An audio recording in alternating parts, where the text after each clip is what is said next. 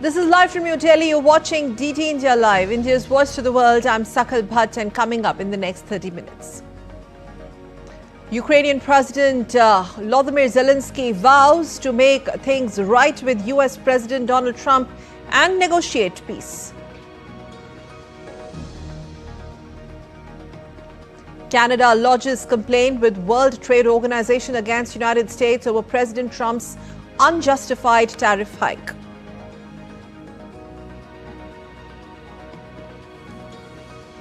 And in a post-budget webinar, Prime Minister Narendra Modi says the vision of investment in people stands on three pillars: education, skill and healthcare.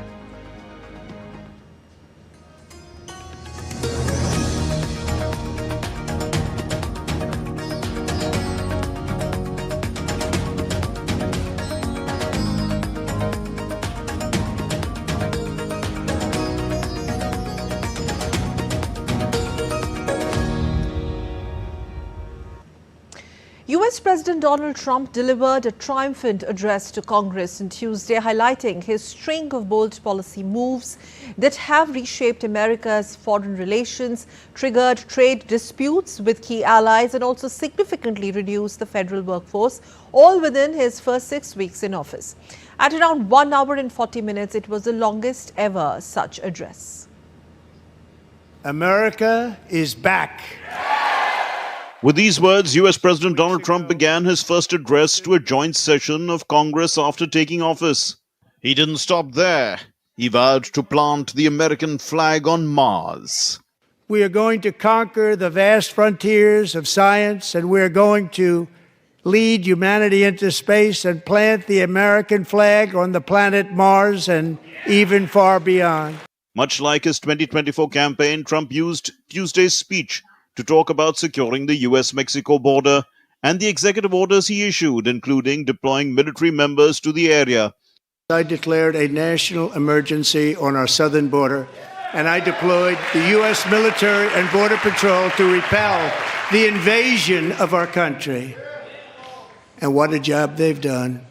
As a result, illegal border crossings last month were by far the lowest ever recorded, ever. He even extended the offer of joining the US to the citizens of Greenland and said, one way or the other, we're going to get it. As time and again, he promised to take over Greenland and the Panama Canal. Great job. And I also have a message tonight for the incredible people of Greenland. We strongly support your right to determine your own future. And if you choose, we welcome you into the United States of America. We need Greenland for national security and even international security, and we're working with everybody involved to try and get it. But we need it really for international world security. Trump also announced his plans to implement reciprocal tariffs in the near future on several countries. The US will raise its tariff rate for goods from another country to whatever that country's levies on US products from April 2nd. Appreciating Ukrainian President Volodymyr Zelenskiy, Trump said he received a letter from Zelenskiy agreeing to come to the negotiating table to strike a peace deal in Ukraine. I received an important letter from President Zelenskiy of Ukraine. The letter reads, Ukraine is ready to come to the negotiating table as soon as possible to bring lasting peace closer. Nobody wants peace more than the Ukrainians, he said. My team and I stand ready to work under President Trump's strong leadership to get a peace that lasts.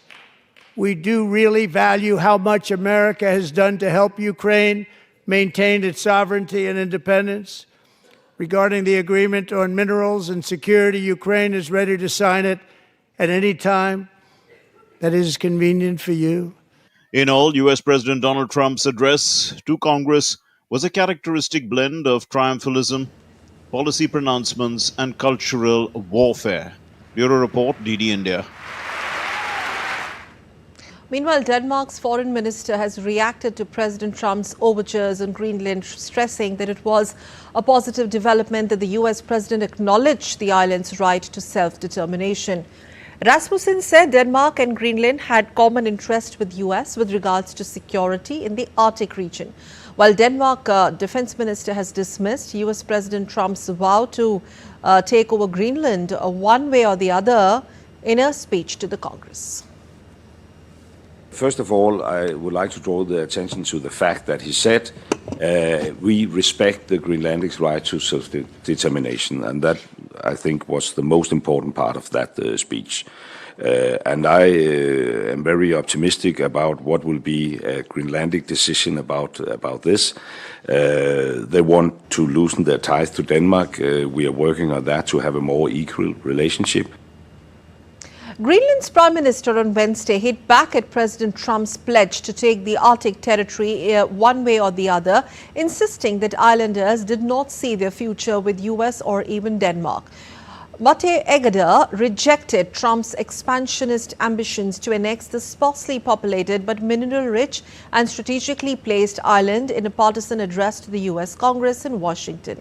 Egede wrote in a Facebook post, and I quote, "We don't want to be Americans or Danish either. We are Greenlanders. The Americans and their leaders must understand that," unquote. President Trump offered only passing lines on world affairs in the speech, focusing on his domestic goals like rounding up undocumented immigrants and slashing government spending. Now, in response to US President Trump's move of imposing 25% of the tariff on imports from its territories, Canada has filed a complaint with the WTO against the United States over President's dramatic tariff increases. The move has clearly not gone well with Canadian administration. Taking to social media, Canadian ambassador to the WTO, Nadia Theodore, has appealed for WTO consultations with the US government with regards to the US tariffs that Canada calls unjustified. Theodore added that the US decision left Canada with no choice. A WTO official confirmed that Canada initiated dispute proceedings against the US at the WTO on the additional tariffs. Shortly after the tariffs of Canadian goods took effect, Prime Minister Justin Trudeau accused President Trump of trying to cause the collapse of Canada's economy to make it easier for the United States to annex his country. Moving on, Ukrainian President Volodymyr Zelenskiy is scrambling to repair relations with the US after a tense meeting with President Donald Trump last week. The Ukrainian leader called the clash regrettable on social media, writing that the meeting in Washington at the White House on Friday did not go the way it was supposed to be. Zelenskiy also expressed his willingness to sign a contentious minerals deal, which would grant the US access to Ukrainian minerals in exchange for military aid. Russia has expressed, meanwhile, a positive stance on Ukrainian President Volodymyr Zelenskyy's openness to negotiate over the ongoing conflict. However, the Kremlin remains uncertain about how such talks could proceed, given Kyiv's legal restrictions on engaging with Moscow. Kremlin spokesperson Dmitry Peskov pointed out that Ukraine still has a legal ban on negotiations with Russia. The restriction stems from a 2022 decree by Zelenskiy, which explicitly rules out talks with Russian President Vladimir Putin.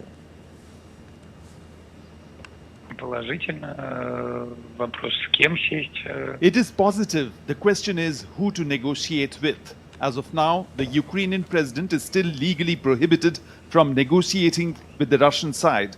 Therefore, the overall approach is positive, but the nuances have not changed yet.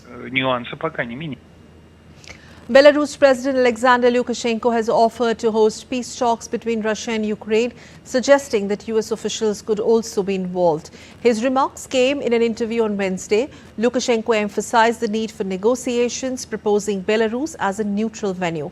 He highlighted the proximity of Kyiv to the Belarusian border, stressing that discussions could take place quickly and efficiently. We need to negotiate. If you want, come here. It's not far, 200 kilometers from the Belarusian border to Kyiv, maybe 500 kilometers, half an hour by plane. Come, we'll sit here, calmly, without noise, without shouting, we'll reach an agreement. Therefore, tell Trump I'm waiting for him along with Putin and Zelensky. We'll sit down and calmly negotiate if you want to reach an agreement. The EU has warned that US tariffs on Canada and Mexico threaten economic stability and risk disrupting global trade, and the bloc is urging Washington to reverse the course. Joining us with more is DW's Chiponda Chimbelu in Berlin. Hi, Chimbelu. What more can you tell us about the response to those tariffs in Europe, and also how prepared is the EU to respond to the situation? Thanks for having me. Well, here in Europe, there's concern about supply chains and global trade. And the European Commission said that the tariffs on Canada and Mexico, which took effect this week, threaten supply chains, investment flows, and economic stability. Now, both Canada and Mexico are economic partners of the EU. And last month, the bloc announced that it would strengthen trade relations with Mexico, where European manufacturers, especially car makers, have production facilities. Now, while the current tariffs, of course, target the US's neighbors, they are also hurting European companies. And tariffs could cost the industry, the auto industry especially, alone billions. Sometimes car parts travel across the US-Mexico border several times during production.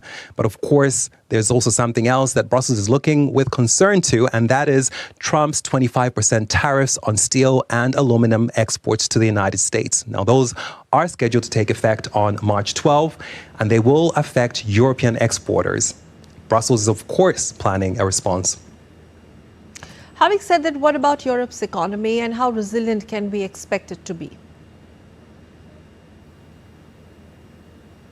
Well, before I get into that, it is worth noting that the EU, for the EU, actually, the US is the leading destination for exports, and the United States is the second biggest source of imports to the European Union. So there is a lot of harm that both economies can do to each other with tariffs. And that is why we've seen European policymakers stress that point and focus on potential negotiations. But that is, of course, something that could be changing. There is that disastrous exchange between US President Trump and Ukraine's President Zelenskiy in the Oval Office last Friday. And, of course, the White House's announcement this week that it would pause all military aid to Ukraine. Now, if Washington piles more pressure on the bloc with tariffs, we could very well see the EU deploy its anti-coercion instrument. Now, that is, of course, a tool with a so-called trade bazooka that would have a wide range of retaliatory measures. And those include quotas, tariffs, and foreign investment restrictions. And it was created after the first Trump administration, but it has never been used. Thank you so much for joining us live from Berlin. And staying with news on Germany, it seems that Germany is all set to rearm in a way not seen since World War II, after the likely next Chancellor, Friedrich Merz, says that his government would vastly increase defense spending. The announcement means Germany will effectively have to override its constitutionally enshrined debt brake, so it can be its defense budget by 100 billion euros a year as Europe braces for a weakening of the US defense umbrella. The plans were unveiled on Tuesday as part of the speeded up talks between Merz's centre-right CDU-CSU alliance and the centre-left Social Democrat SPD, that is, on a possible coalition after last month's general elections. Leaders of Germany's conservatives and social democrats, who are in negotiations to form a coalition after a national election last month, announced proposals on Tuesday to set up a 500 billion euro fund for infrastructure and defense spending. Addressing a press conference, leader of the Christian Democratic Union, Friedrich Merz, said that both parties would submit a motion to the Bundestag, that is the lower house of the parliament, next week to amend the constitution. The motion aims that defense expenditure, about 1% of the economic output, is exempted from the debt brake. The move comes after US President Donald Trump has frozen military aid to Ukraine after a clash with its President Volodymyr Zelenskiy last week. Deshalb wollen wir ein kreditfinanziertes sofort. That is why we want to set up a credit-financed emergency program, a special fund of 500 billion euros for the next 10 years, from which these necessary investments will be made. We assume that this special fund will also trigger private investment on a large scale. Israel's incoming military chief of staff, Eyal Zamir, was appointed at a ceremony in Tel Aviv on Wednesday after the resignation of outgoing Lieutenant General Herzi Halevi over the military's failure to prevent Hamas's October 7 deadly rampage in 2023. Zamir was promoted to the rank of Lieutenant General and became Israel's 24th military chief. The handover ceremony was an event that was attended by Israeli Prime Minister Benjamin Netanyahu, Defense Minister of Israel Katz, The change of command or change of guard comes as a standoff over the fragile ceasefire in Gaza has increased the risk of the resumption of fighting without an agreement to bring home the rest of the hostages still held by Hamas. Israel Defense Minister Katz said that forces could resume fighting if 59 hostages are not released. And still to come on this edition of DD India. Coming up next, on the other side, India's External Affairs Minister Jaishankar meets UK Foreign Secretary David Lammy in London. India's Cabinet Committee on Economic Affairs approves 12.9-kilometre long ropeway project between Sonprayag and Kedarnath in North Indian state of Uttarakhand. And Australia's top batsman Steve Smith announces his retirement from ODIs.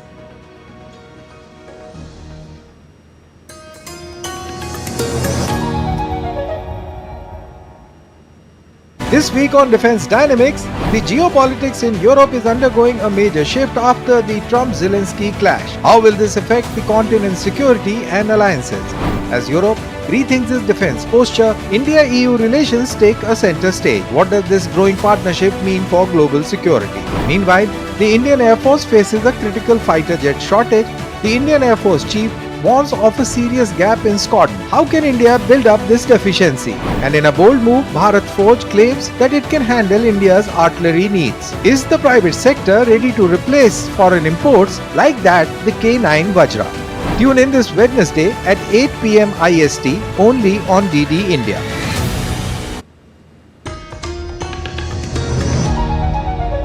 You're watching DD India Live. I'm Sakal Bhatt. Let's move on to some more news and updates. India's External Affairs Minister Dr. Jaishankar had a very busy day in London on the first leg of his visit to UK and Ireland, where he met UK Foreign Secretary David Lammy and held wide-ranging and productive talks over past 2 days at the Chevening House.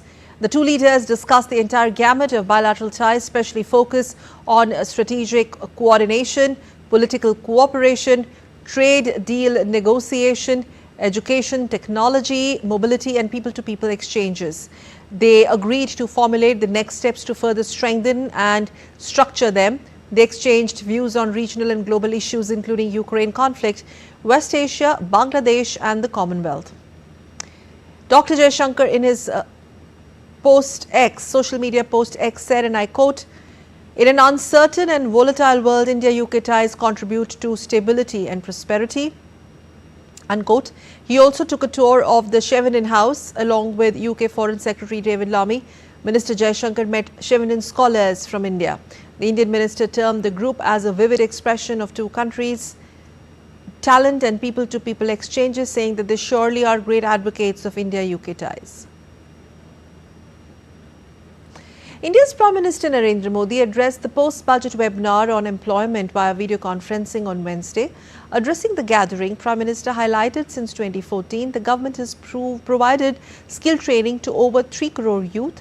The Prime Minister mentioned the upgrade of 1,000 ITIs and the establishment of 5 centres of excellence. He emphasised the goal of equipping youth with training that meets the needs of the industries.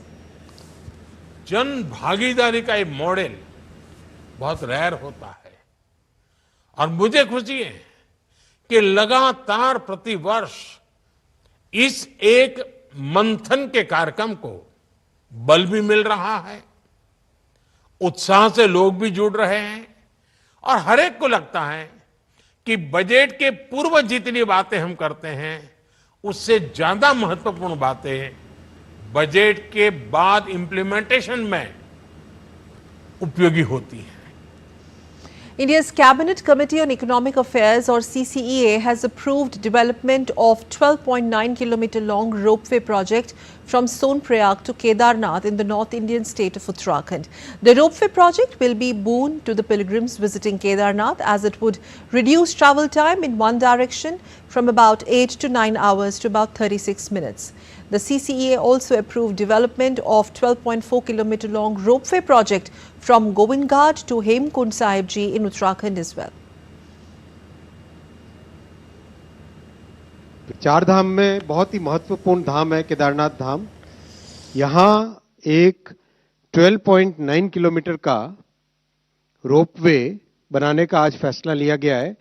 करीब 4081 crore 4081 crore rupees का ये project होगा। जो बड़ा फायदा होगा वो ये होगा कि जो आज 8 से 9 घंटे की जर्नी है वो 36 मिनट्स की जर्नी हो जाएगी। दूसरा प्रोजेक्ट इसी कड़ी में है हेमकुंड साहिब का रोपवे। हेमकुंड साहिब की जो बहुत बड़ी एक महत्वपूर्ण स्थान है हमारी संस्कृति में, ऐसा केदारनाथ जी में लगता है कि बहुत लोगों को जाने में सुविधा होगी, यहाँ पर हेमकुंड साहिब में भी जाने को लोगों को बहुत सुविधा होगी।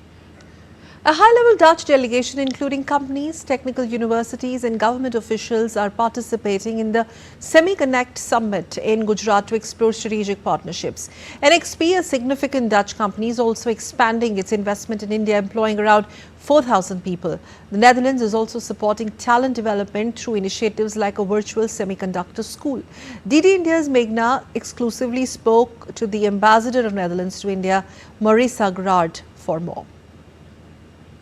From the spice trade relationship to a very robust bilateral trade relationship, as well as a very robust relationship and cooperation in the technological sector, the India-Netherlands partnership has come a long way. And to talk more on this directly from the Semiconductor conference here in Gujarat, we are joined in by the ambassador of Netherlands to India. Thank you so much, ma'am, for talking to us. Ambassador Marisa, very importantly, we are here at the Semiconductor Summit. We have heard that there's a huge Dutch delegation that is very enthusiastic about it. What's in store? What are you expecting over the next 2 days? Yes. Well, we're here with a high-level delegation from the Netherlands. We have both companies on board who are active in the semiconductor ecosystem. We have people from the technical universities, 2 professors joined our delegation, and we have people from government. So we have colleagues from the Ministry of Economic Affairs and Foreign Affairs as well. And we're here because we value our very strong relationship that we have between India and the Netherlands in trade and investment, but we're also really trusted partners, so we're also looking to expand our relationship to a strategic level. When we are talking about semiconductors, we'll also speak about the EU FTA. We recently know the European Union huge delegation was in India, and FTA was the most sought after topic for the media as well. What do you have to say? What are the expectations? How soon do you think it's getting finalized? Well, I listened to the press conferences and to the debriefs, and I heard that when the Commission came here and also the chair von der Leyen was there, that they decided that actually it should be concluded this year. Yeah. Still, a lot of negotiations are going on, so you can never get any promises. But I do feel that there's more energy in all the negotiations. And I think in this time and age, when you see how geopolitics are getting more complicated, I think we need each other.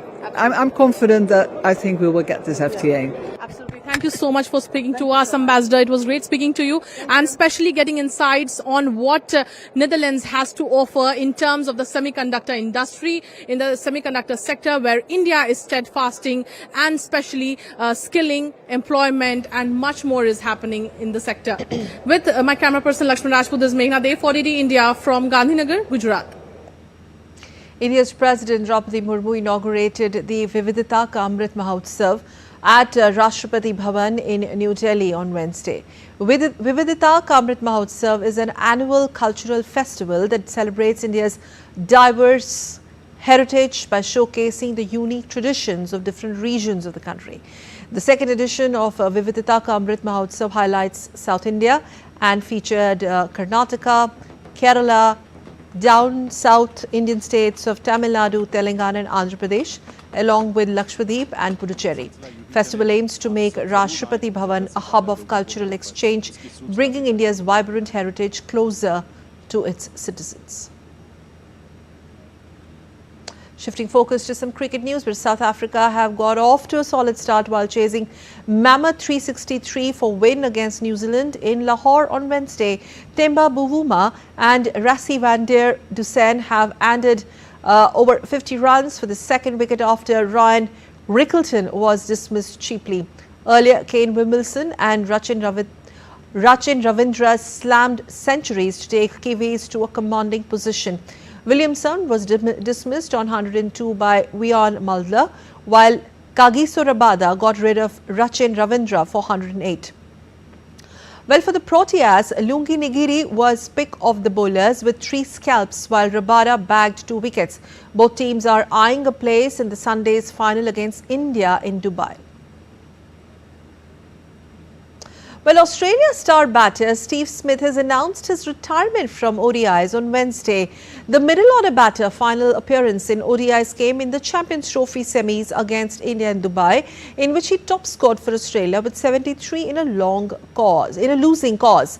The 35-year-old batter featured in 170 ODIs, scoring 5,800 runs at an average of 43.28 and a strike rate of 86.96. He has 12 centuries and 35 half centuries to his name. He finished his career as the 12th highest run getter for Australia in ODIs. Dr. Malika Nadda, President of Special Olympics Bharat, said India's contingent is ready to shine at the Special Olympics Winter Games in Torino.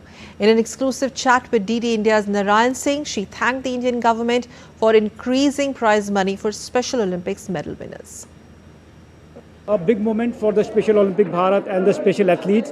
And tell something about how our athletes prepared for this mega event. Special Olympics Bharat team is ready for the World Winter Games to be held in Italy from 8th of March till 15th.